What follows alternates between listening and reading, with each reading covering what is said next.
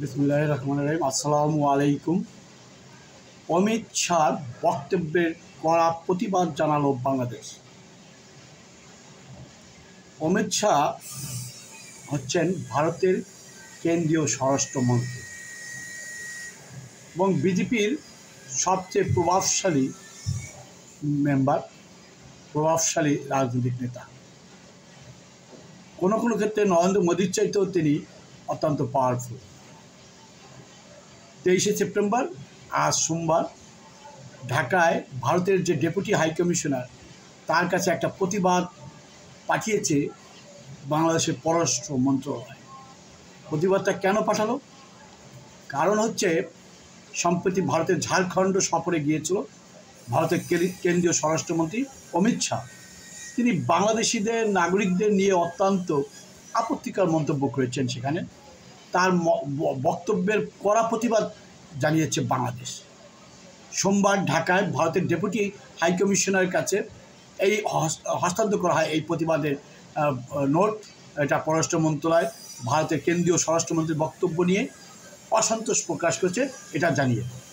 একই সঙ্গে ভারত সরকারকে তাদের রাজনৈতিক নেতাদের এ ধরনের আপত্তিকর এবং অগ্রহণযোগ্য কাজ করা থেকে বিরত থাকার জন্য পরামর্শ দিয়েছে এবং পররাষ্ট্র মন্ত্রণালয় উল্লেখ করেছে যে প্রতিবেশী দেশের নাগরিকদের বিরুদ্ধে দায়িত্বশীল অবস্থান থেকে আসা এই ধরনের মন্তব্য দুইটি বন্ধুত্বপূর্ণ দেশের মধ্যে পারস্পরিক শ্রদ্ধা এবং বোঝাপড়ার মনোভাব কিন্তু ক্ষুণ্ণ হচ্ছে। শুক্রবার রাতে ভারতের পূর্বাঞ্চলীয় রাজ্য ঝাড়খণ্ডে একটা নির্বাচনী সমাবেশে কেন্দ্রীয় স্বরাষ্ট্রমন্ত্রী অমিত শাহ বাংলাদেশি অবৈধ অনুপ্রবেশকারীদের উল্টে ঝুলিয়ে সোজা করবেন বলে হুমকি দিয়েছেন।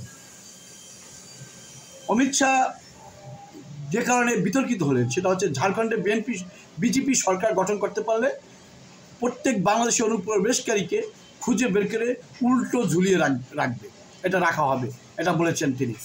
দেশটির পূর্বাঞ্চলের রাজ্যে বিজেপি সরকার গঠনে সহায়তা করার জন্য জনতার প্রতি তিনি আহ্বান জানিয়েছেন।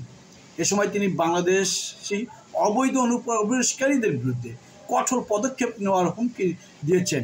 কারণ ভোটের রাজনীতিতে ওখানকার যারা উপজাতি জনগোষ্ঠী তারা সংখ্যায় সাঁওতাল পরগনা জেলায় আস্তে আস্তে কমে যাচ্ছে। কারণ হচ্ছে বাংলাদেশের অনুপ্রবেশকারীরা ক্রমবর্ধমান সংখ্যা ওইখানে বাড়ছে। এই জন্য তিনি আদিবাসী উপজাতীয়দের ভোটের পাওয়ার জন্য এই অমিত শাহের এই ধরনের বক্তব্য। কিন্তু ভোটের লড়াইতে যাই হোক, কিন্তু একটি পার্শ্ববর্তী একটি দেশের বন্ধু প্রতিবেশী দেশের জনগণের বিপক্ষে এ ধরনের কড়া মন্তব্য যদি একটা দেশের দ্বিতীয় প্রধান ব্যক্তি অর্থাৎ নরেন্দ্র মোদীর পরে সেকেন্ড ম্যান বলতে অমিত শাহকেই বোঝানো হয়, স্বরাষ্ট্রমন্ত্রী অমিত শাহকেই বোঝানো হয়, তার যদি এই মন্তব্য বা তার কথাবার্তা যদি এরকম হয় প্রতিবেশী দেশগুলোর বিপক্ষে, তাহলে সেটা তো অবশ্যই একটা চিন্তার বিষয়। আবার এক্ষেত্রে বাংলাদেশ সরকার সঠিক কাজ করেছে, কারণ এর প্রতিবাদ অবশ্যই জানাতে হবে। প্রতিবাদ যদি না জানানো হয় তাহলে বুঝতে হবে যে আমরা নতজানু হয়ে তাদের সকল কথাকে আমরা প্রশ্রয় দিচ্ছি। বিদায় নিচ্ছি প্রিয় দর্শক, দেখা হবে আপনাদের সাথে পরবর্তী ভিডিওতে।